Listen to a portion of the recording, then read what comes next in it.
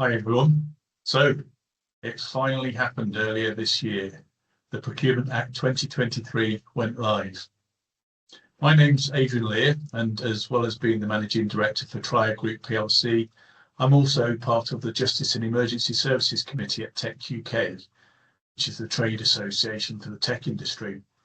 I'm part of a group looking at how procurement matters matter within the world of justice and emergency services.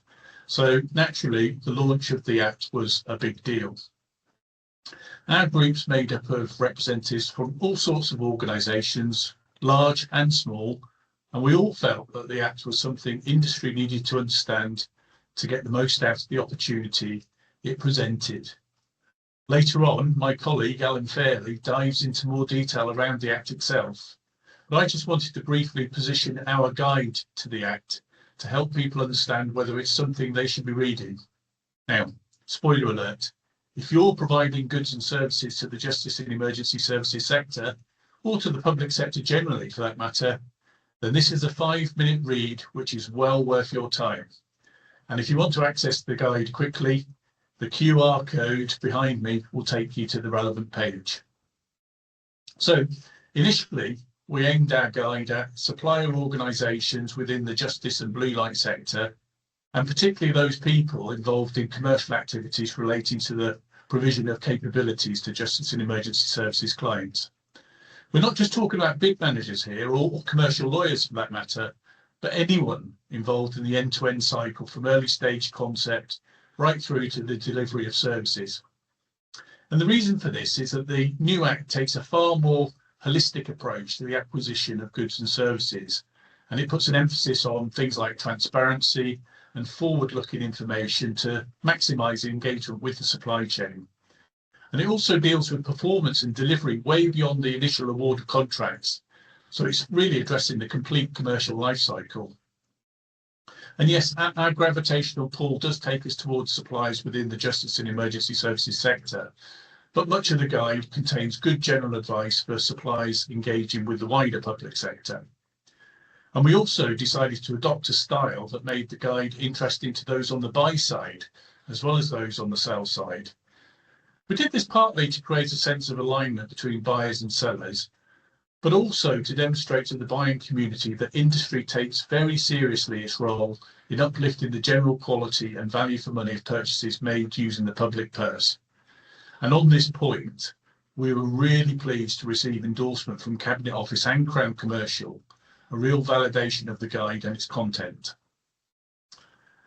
In terms of specific points of interest for justice and emergency services as a sector, a lot will depend on how buyers themselves embrace the Act and the power it offers to challenge the old procurement orthodoxy. For us as a group, we see a couple of key areas of specific note. First is the Act places a duty on buyers to consider SMEs, that's small to medium-sized enterprises. This could help to diversify the supplier landscape and drive more innovation, and that's something that's sorely needed, particularly in areas such as policing. And second, there's something called a competitive flexible procedure. Now, essentially, this allows buyers to create different procurement pathways to suit their particular needs. And where we see great potential for this is through the use of demonstrations and proofs of concept during the procurement process, rather than having to rely solely on a written response.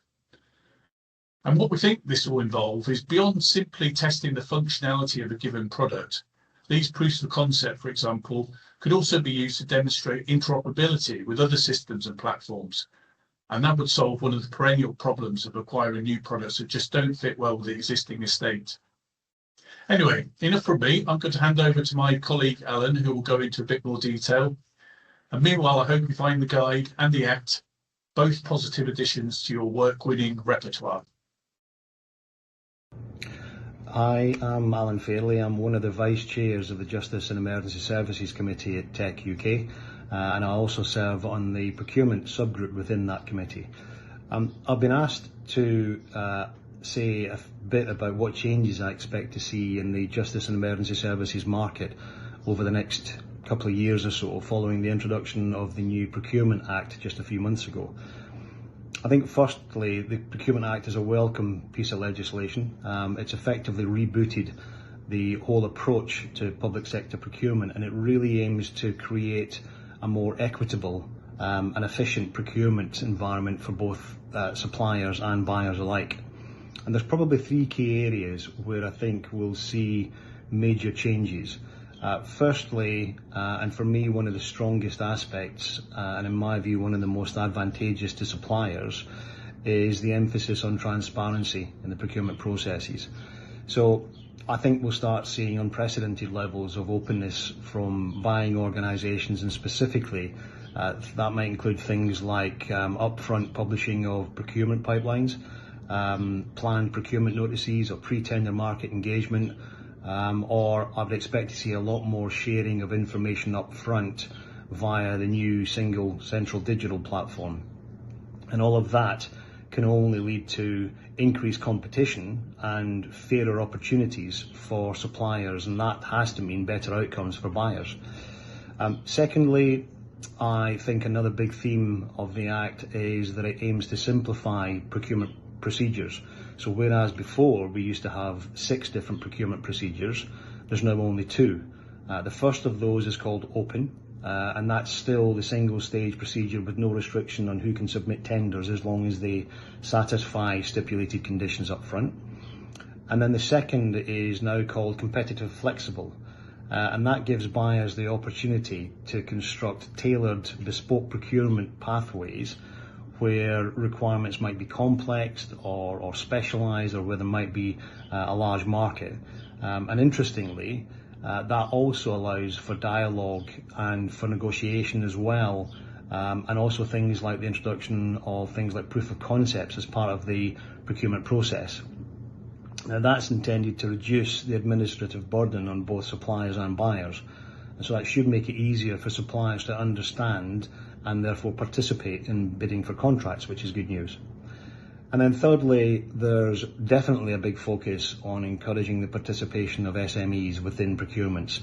And I think with that, we can only see more SMEs and therefore a more diverse range of suppliers, which should hopefully encourage a lot more innovation and cost effectiveness as well. So that's the 3 big areas I think we'll see change. There are other important parts of the Act as well. So for example, there's a big focus on social value, where I think we'll see suppliers being asked to demonstrate how their services contribute to community goals. There'll be more focus on compliance, so suppliers will need to comply with various regulations, including things like sustainability and ethical sourcing standards.